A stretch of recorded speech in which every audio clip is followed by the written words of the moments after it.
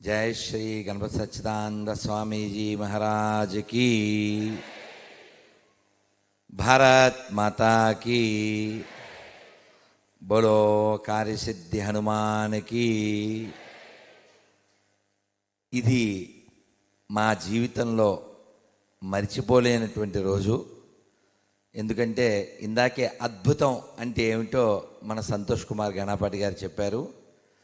మనం అంటే ఎవరు చూడాలి అని మనం పనిచేస్తున్నామో జీవిస్తున్నామో వారి కన్నుల్లో పడడమే జీవితానికి అద్భుతం.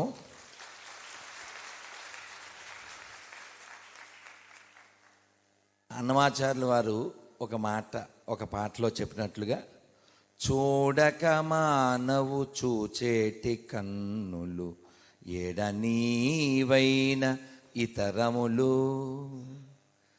అలాగా దత్తావతారమైనటువంటి పూజ్యశ్రీ గణపతి సత్యనారాయణ స్వామీజీ వారు మమ్మల్ని ఎప్పుడూ చూస్తూనే ఉన్నారు, వారి అనుగ్రహం మాకు ఇస్తూనే ఉన్నారు.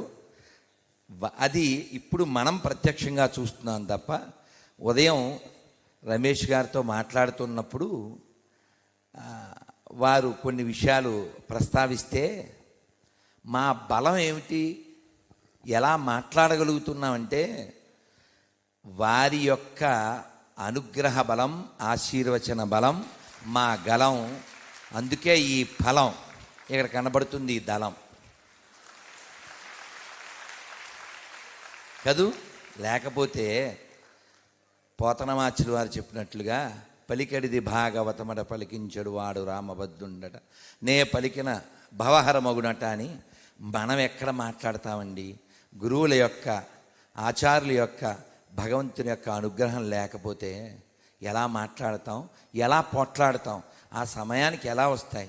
ఏదో మన పురాణాల్లో శాస్త్రాల్లో చెప్పినట్లుగా 4 సహజంగా రావాలన్నారు. ధాతృత్వం, ప్రియవక్తృత్వం, ధీరత్వం, ఉచితజ్ఞత, 4 సహజాగుణ అభ్యాసేన నలభ్యతే. ఇదంతా కూడా గురువుల యొక్క కృప, దత్తుని యొక్క కృప లేకపోతే సాధ్యమవుతుందా చెప్పండి? కాబట్టి ఎప్పటికీ నేను ఏమీ చెయ్యట్లేదు, భగవంతుడు చేయిస్తున్నాడు, గురువులు చేయిస్తున్నారు, అమ్మా నాన్న యొక్క పుణ్యం చేయిస్తుంది. ఇది మనం గుర్తించగలిగితే చాలు. నేను చేస్తున్నాను అన్నామా, నేను అంటే ఇంకా గాను, అప్పుడు విరిచేస్తాడు భగవంతుడు మన బోను, అప్పుడు పనిచేయదు మన tone. Nothing is our own. అందుకని ఈ భాగ్యం మాకు కల్పించారు. అయితే ఉదయం అప్పాజీ సన్నిధిలో వింటూనే అప్పాజీ అక్కడ వచ్చిన మన గర్వాపసి అయినటువంటి హిందూ బంధువులతో మాట్లాడుతూ, దుడ్డు కోసమో ఫుడ్ కోసమో మతం మారిపోతారా, ఈ శరీరం ఎంత చెడిపోతుంది అని ఎంతో ఆవేదనతో ఎన్నో విషయాలు చెప్పారు. నేను అప్పటికప్పుడే ఒక కవిత రాశాను. తర్వాత మన చిన్నస్వామి వారికి దాన్ని వినిపించాను, మీకు చెప్పేస్తాను. వారిచ్చేది ఫుడ్డు, వారిచ్చేది దుడ్డు, వారిచ్చేది గుడ్డు, వారు చేసేది ఫ్రాడ్, అక్కడ చేరేవాళ్ళు మ్యాడ్, దట్స్ వెరీ బ్యాడ్. కాబట్టి ఇంత గొప్ప అవకాశం స్వామి అప్పాజీ ఉదయం చాలా చెప్పారు మన అందరికీను కన్నడ భాషలో. అప్పుడు రమేష్ గారు అన్నారు, ఓ రాధామోహన స్వామి మీకు కన్నడం కూడా వచ్చా అంటే, నాకు 2 వచ్చండి, నాకు కన్నడం తన్నడం 2 వచ్చింది అండి. మరి తప్పదు కదా. వారు ఇప్పుడు వర్డ్స్తో జరుగుతుంది. వర్డ్స్ WORD వర్డ్ కదా, ముందు ఎస్ పెడితే స్వాడ్, అంతే కదా. కాబట్టి ఇప్పుడు పదాలే కత్తులలా వాడి ఇంటలెక్చువల్ వార్ చేసి మన ఇంటెలిజెంట్గా ఈ ధర్మాన్ని రక్షించుకోవడానికి ఎవరి బుద్ధి స్థాయిని బట్టి, వారి ఆలోచన బట్టి ప్రయత్నం చేస్తున్నారు ఇక్కడ ఉన్న వాళ్ళందరూ కూడా. అయితే మాలాంటి వాళ్ళు ఇలా ఆరాటం కొద్దీ పోరాటం చేసినా మా వెనక ఎవరున్నారు అని అనుకుని బెంగపడకుండా, మాకు గురువు దైవం పూజ్యశ్రీ గణపతి సత్యనారాయణ స్వామీజీ వారు ఉన్నారు.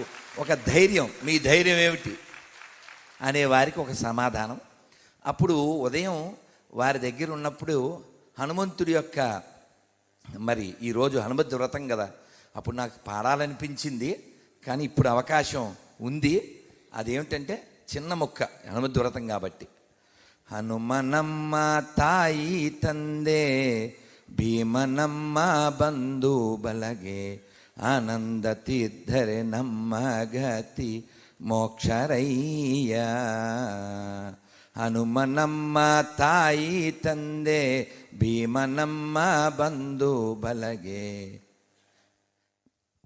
ಗಣಪತಿ ಸಚ್ಚಿದಾನಂದ ನಮ್ಮ తీర్థ మోక్షరయ్య.